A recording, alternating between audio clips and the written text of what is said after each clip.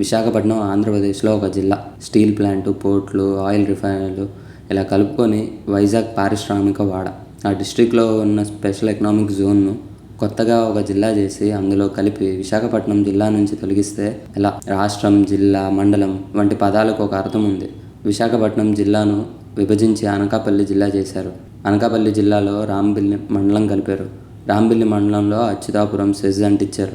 Area wise చూసుకున్న Anakapalli, Atchutapuram NH5 హైవేకు అటు ఇటు ఉంటాయి. రెండు ఒకే స్థాయి ఏరియాలు.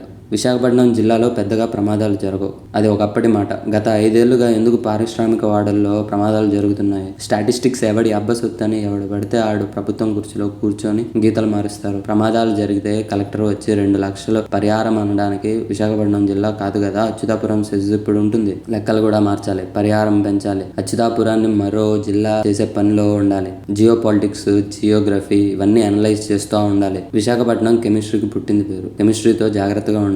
డెన్సిటీ కంట్రోల్, ప్రెజర్ కంట్రోల్లో జిల్లా ఏరియా కూడా కీలక పాత్ర పోషిస్తుంది. సబ్స్క్రైబ్ చేయండి.